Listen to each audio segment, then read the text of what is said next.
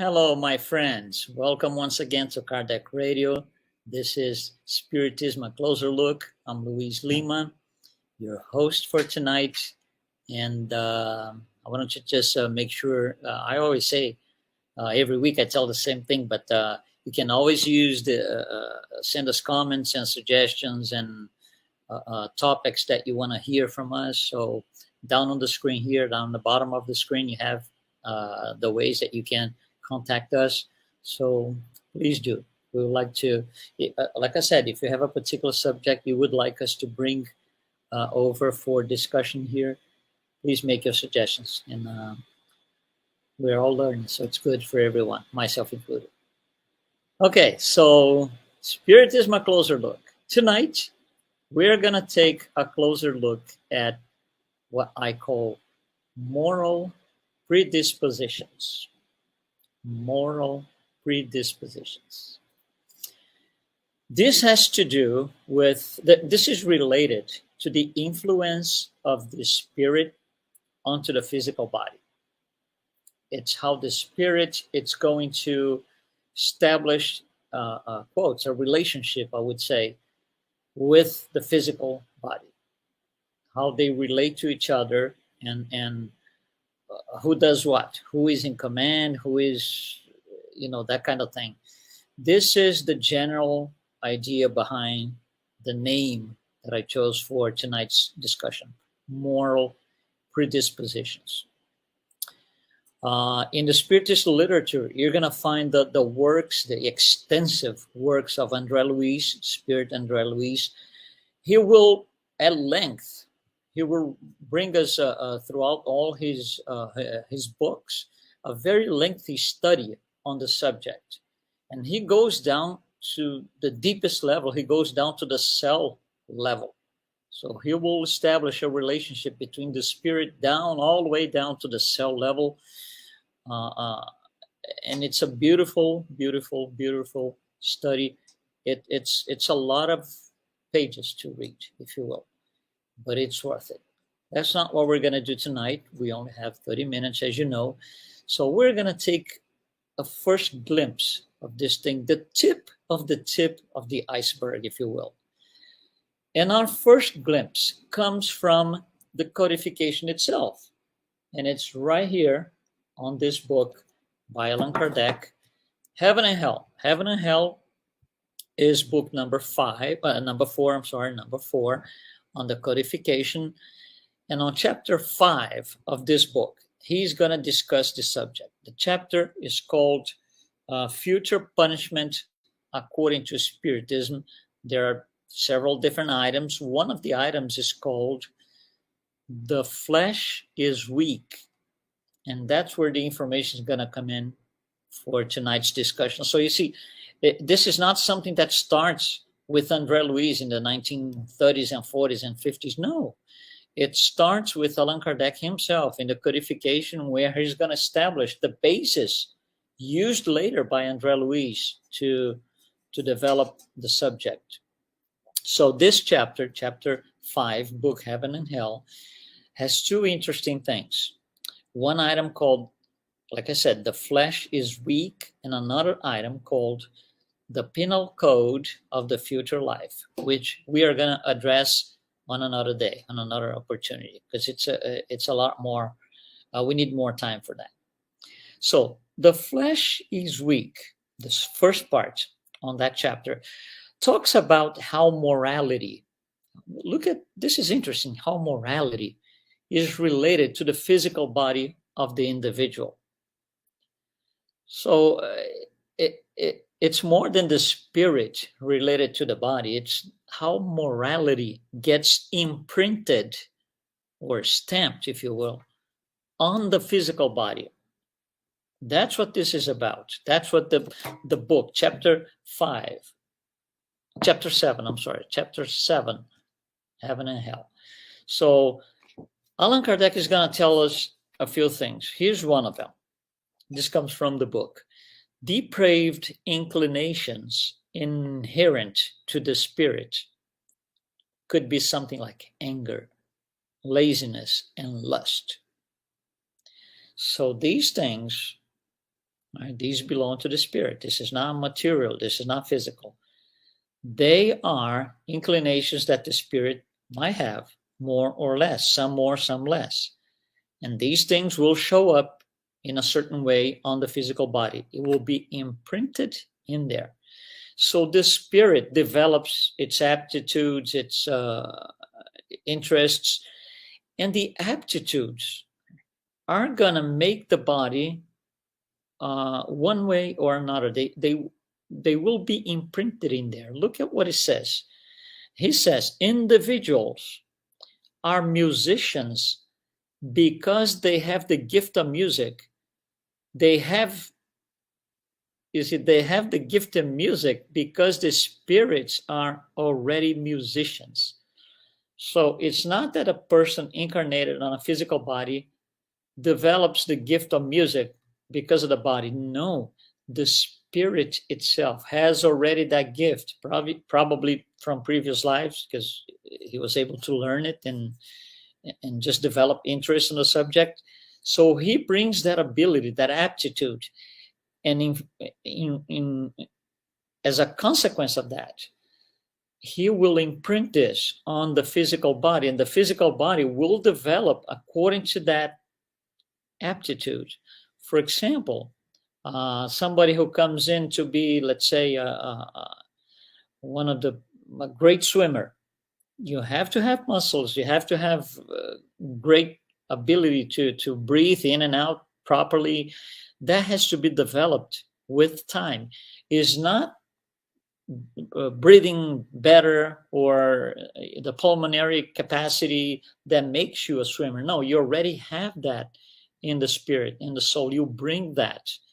And then that imprints and forces, per se, the body to follow that ability. And the body will follow the ability. So what gets to the physical level is a consequence, not a cause. It's not what causes it. So Allan Kardec will continue, and he says this. There are some interesting phrases, very interesting phrases that I picked up from that chapter. Here's the next one. Activity of the spirit acts upon the brain. Thus, in order physical parts of the organism, because the brain controls everything within the biological body. So if the spirit acts upon the brain, directly or not, you will act upon all parts of the organism, all parts of the body. How that happens is what André Luiz is going to go deeper at length throughout his works. But it comes from the spirit. The brain is just following orders. The brain is following a reference. It has something above it that it is subject to. And now this is what André Luiz is going to say next. I'm going to put it here on the screen so you can follow. In this way, so he's talking about the spirit and the body, the spirit, imprinting on the body. In this way, the spirit is the artisan of the body, which is molded by it, so to speak, in the fashion of the spirit's needs and the manifestation of its tendencies. So what he's saying is the spirit is going to command and force the body to have a certain behavior, a certain physiology, because it needs to carry the needs of that spirit and its tendencies. So the body manifests that. And that's very interesting. That's a very interesting phrase on heaven and hell. And he will continue. I'm going to give you a little bit more information here. He will say that the corporeal form, the physical form of the body, is not an accident. It's rather a consequence of the spirit's effort towards, making it happen. It's not an accident. So the physical form of our body was built by us. We are the spirit is the artisan of the body. So it was created by the spirit. And then he says, this is quotes because this is coming from the book. The spirit's moral dispositions should modify the qualities of the blood. I'm going to read that again because that's deep. The spirit's moral dispositions, morality, moral dispositions, should modify the qualities of the blood, making it more active or less so, thereby causing more abundant or less abundant secretions of bile and other fluids. Can you see how powerful this is? And this is the beginning of Spiritism. This is a codification. You see, this is written in the somewhere in the 1860s, right? Where we didn't have the knowledge, the medical knowledge that we have today. We had no technology that could help medicine to be where it is today. So, how can he talk about this with great certainty? Because it comes from those who are on the other side. They already know this. This is higher knowledge than what we had at the time, is still today. So you see, the blood, the qualities of the blood, secretions of bile, secretions of other fluids or hormones in the body, they depend directly on the moral disposition of the spirit. This is serious. Hello, Herminio. Good morning to you too. Thanks so much for joining us. But guys, this is serious. This is incredibly, I would say, I'm gonna say there's so much of news today, but can you imagine this thing coming out in the 1860s, in the middle of a church being on top of things and all of the theology in place? So this is a game changer. Today, with all the knowledge that we have, the medical knowledge that we have, and all of that, the science in general, this is becoming a lot more clear than 150 years ago, 160 years ago. So yes, we are having evidences, clear evidences that this is actually what it is. And we've had this written for 150, 160 years.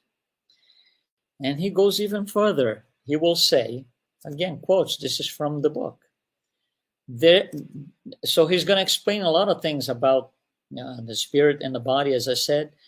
And he will say, there is why a glutton's mouth water before an appetizing dish, for example. So you look at something, you look at a dish, you look at a dessert, especially dessert. Myself, I'm a dessert guy. So I look at a dessert and my mouth waters. And then if you think about technically, how can it be if I had no physical contact with that food, with that dessert? No, I'm just looking at it. It's right in front of me. I had not touched it, not with my hands, not with my tongue, my mouth. And it still, you create this watering mouth. How come? So he will say exactly this. It's obviously that there was no touch. So how come the taste organs got excited about it without contact? And he explains, it is the spirit whose sensitivity is awakened and who acts upon the organ through thought.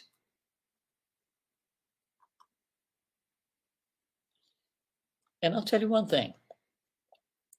If you are able to, for example, let's say you do a cake. So I look at you put in front of me. So I look at it and it looks like a chocolate cake, for example, let's just say.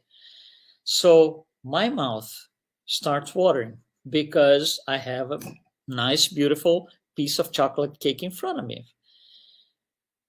But when I go to eat it, you just fooled me because you just made it look exactly like chocolate cake, but it's not. It's something else.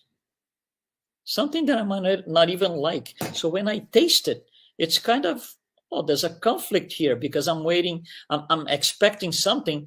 When I eat it, when there's physical contact with the taste organs, it's something completely different.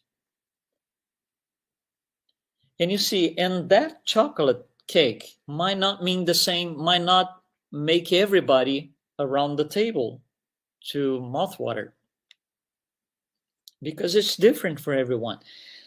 So what makes it happen is not the food. Otherwise, it would be the same reaction to everyone.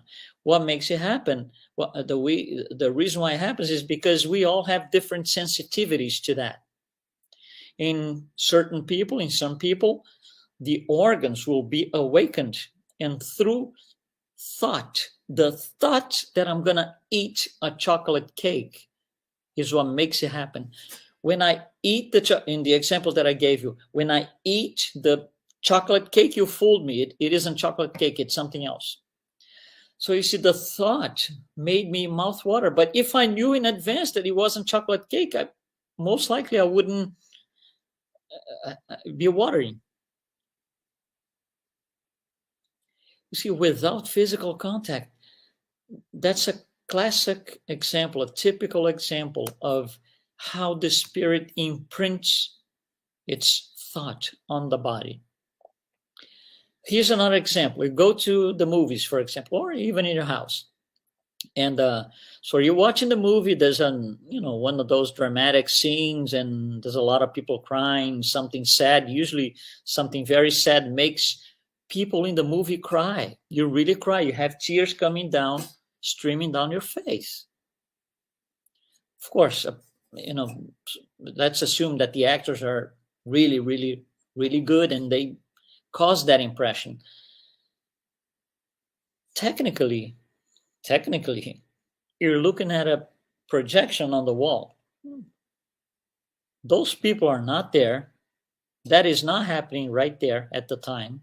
That was filmed, that was recorded maybe 6 months before that day, or maybe 1 year before that day. And we are crying because of that scene or a few scenes. How come? So you see, it's not the scene, because for the same scene on the screen, some people will cry, some will not cry, some will laugh. It's different for everybody. So it's not the scene that defines my ability. It's the other way around. We shed tears in a movie, on a intense situation, because that means something to us. So it's the result of my emotional experiences of the past that will make it happen. Right? So you see, it becomes clear that who is in control here? It's not the physical body. It is just reacting. The physical body, generates the tears from the eye, but out of the blue, no, because the spirit said, this scene means something to me. And I want to imprint this. I want to express myself. And how does the spirit express itself? Through the physical body. So we cry, we laugh. But the scene is technically unreal. And the same thing, we can go one step further.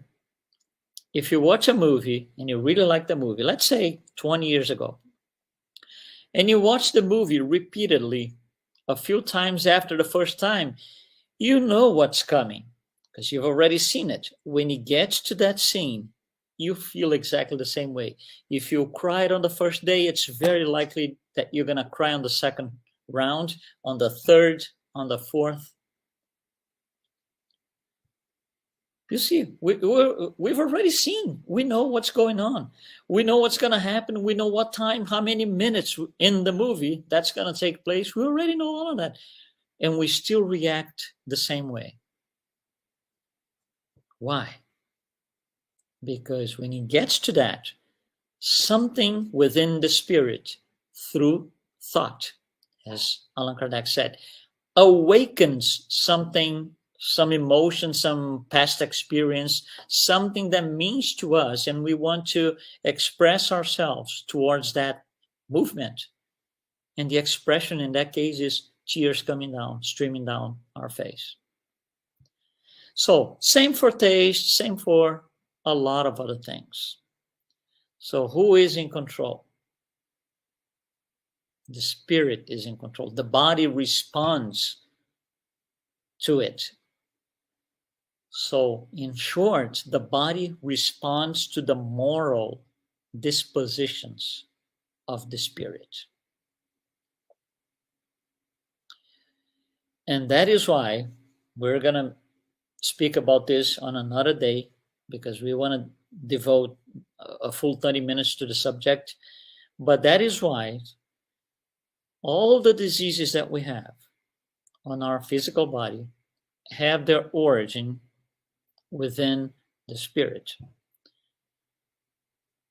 That's because of our morality, things we did in the past that will make us, will create that situation. And we will, depending on what it is, we will create to ourselves degenerative diseases such as cancer, diabetes, arthritis, pulmonary, some of them, kidneys stuff. Depends on the body, depends on a lot of things, but those are created by the spirit in response to its moral predisposition. Degenerative diseases is something we are going to address on another day in a lot more detail. So going back to the book here, so we can start closing down on the subject. Here's another thing, quotes, because it comes from the book. The flesh is only weak because the spirit is weak. Right? So the spirit is this fully responsible for its act. And he continues. The spirit is responsible for its act, not the body. So, you can say, oh, I'm this way, I'm aggressive, or I'm this way because my mom and my daddy gave me my genes. No, it isn't like this. This is very clear from the works of André Luiz. Like I mentioned in the beginning, he goes to the cell level on the study. So Allan Kardec continues here. Since the flesh is devoid of both thought and will, it could never prevail over the spirit, who is a thinking being possessed of its own will. Meaning, the body does not command anything to the spirit. The spirit is not subject to any sort of imprints from the body. It's the other way around. It all has to do with moral responsibility. We are responsible for our body because we bring moral predispositions that will be imprinted in our bodies. As we take care of these, as we offset, better saying, as we offset these wrongdoings of the past, what happens to the body on upcoming incarnations? You will be lighter. You will be better because you will not have as many moral or negative imprints because of our wrongdoings of the past. As long as I can offset them through forgiveness, but that's another story for another day. So, summing up, the spirit imprints its moral on the physical body. We have our genes the way they are because of a spiritual history. We carry that genetic code because of our spiritual history. And all of this, just to make sure you guys get the idea, right? This is the book, Heaven and Hell, chapter 7. On this chapter, we also have, as I mentioned in the beginning, something called the penal code of the future life, which is going to be also one of our programs upcoming towards the end of the year. So it's a lot to think about. I particularly, I'm talking myself, I like that phrase, one of them that I'm going to put it on the screen again because it's one of my favorites. I'm going to read it again. The spirit's moral dispositions should modify the qualities of the blood, making it more active or less so, thereby causing more abundant or less abundant secretions of bile and other fluids. This is one of the things that we, take to the pillow at night, and we give it a lot of thought. Thank you so much for participating with us tonight. Thank you, Arminio, for being part of it. And we will be here next Wednesday, 7 p.m. Eastern, with another edition of Spiritism